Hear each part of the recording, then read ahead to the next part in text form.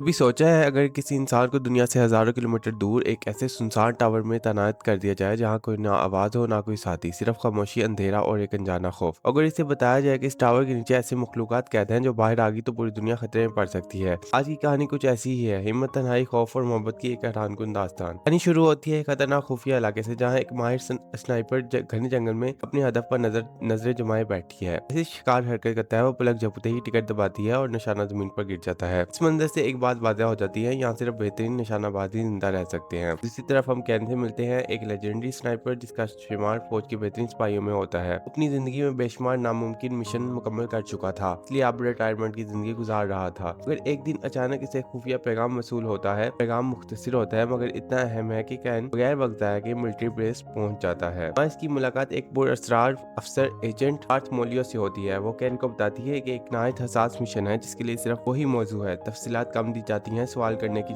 इजाज़त नहीं होती और यही बात इस मिशन को मजीद मशकूक बना देती है। इन बाद कैन को एक ऐसे इलाके में भेजा जाता है जहाँ आम रास्तों से पहुंचना मुमकिन नहीं। इसे पैराशूट के जरिए घने जंगल में उतार जाता है और हदायत दी जाती है कि वो कई किलोमीटर का सफर पैदल तय करे।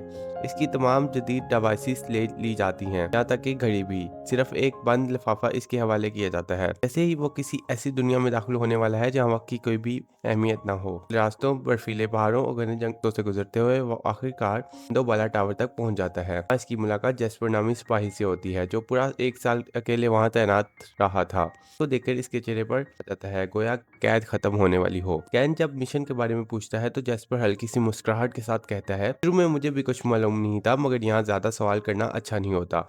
बस एक ही बात याद रखना, अगर कभी सायरन बचे तो पीछे मुड़कर मत देखना, बस भाग जाना।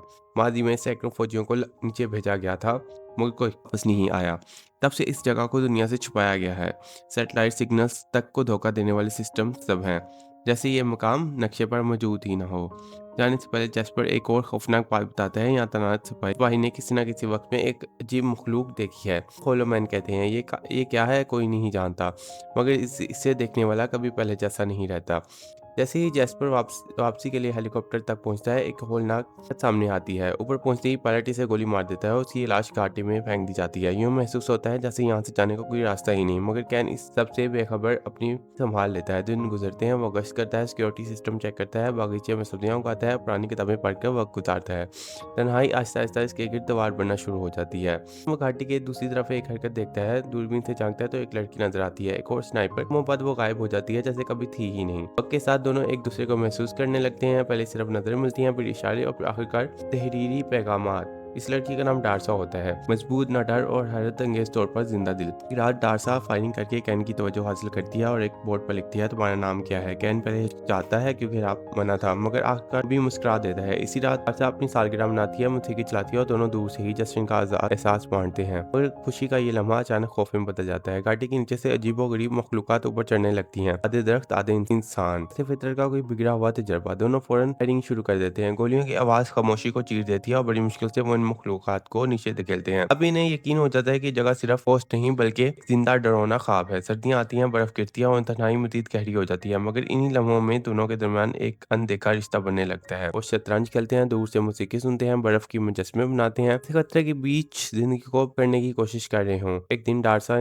उदास होती है, कैन इसे इस हाल में नहीं देख पाता और एक इंतहाई खतरनाक कदम उठाता है। वो रस्सी के जरिए घाटी पार करने का फैसला करता है। ये कदम मौत को दावत देने के बराबर था, मगर कभी कभी दिल खौफ से ज्यादा ताकतवर हो जाता है। अब वो डारसा तक पहुंचता है तो पहली बार दोनों आमने सामने होते हैं, बातें करते हैं, हंसते हैं, अपने वादे को बांटते हैं। कैन को महसूस होता है कि शायद बरसों बाद से जीने की कोई वजह मिली है, मगर किस्मत को शायद ये सुकून मंजूर नहीं था। वापसी के दौरान एक हादसा पेश आता है जिसकी वजह से कैन घाटी में गिर जाता है। नीचे की दुनिया पहले से कहीं ज्यादा खौफनाक होती है। डारसा भी इसके पीछे छलांग लगा देती है। वक्तों में इंसानी चेहरे टूटी इमारतें और हर तरफ मौत का एहसास होता है। इन्हें एक खुफिया लेबोरेटरी मिलती है जहाँ एक पुरानी वीडियो से हकीकत सामने आती है। उसी जंग अजीम के बाद यहाँ एक बायो वेपन तैयार किया जा रहा था, मगर जल्जीले ने सब कुछ तबाह कर दिया। वायरस फैल गया और इसने इंसानों, जानवरों और पौधों को लाकर ऐसी मखलूकात बना दी जो नामुकम्मल जिंदा थी और ना मुर्दा। वीडियो का आखिरी पैगाम दिल दहलाने देने वाला था, इस जगह को बचाया नहीं जा सकता, सिर्फ दफन किया जा सकता है। आगे बढ़ते हुए इन्हें अंदाजा होता है कि एक खुफिया कमेटी इन तजर्बात को जारी रखे हुए है। स्ट्रे डॉग प्रोटोकॉल दरअसल एक बम का नाम था जो पूरी वादी को मिटा सकता था। उसी का सफर एक मुसलसल जंग बन जाता है। मखलूकात हर तरफ से हमला करती है, मगर दोनों हार नहीं मानते। आखिरकार वो ऊपर पहुंचने में कामयाब हो जाते हैं। कैन फैसला करता है कि इस जगह को खत्म करना जरूरी है, चाहे इसकी कीमत कि अपनी जिंदगी क्यों ना हो। दूसरी तरफ एजेंट बाथमोलियो खुफिया कैमरों से सब कुछ देख रही होती है। इसे एहसास हो जाता है कि कैन सच जान चुका है और वो फौरन हुक्म देती है इसे खत्म कर दिया जाए। हेलीकॉप्टर, ड्रोन, गोलियां, हर तरफ तबाही मच जाती है, मगर कैन और टासा मुकाबला करते हैं।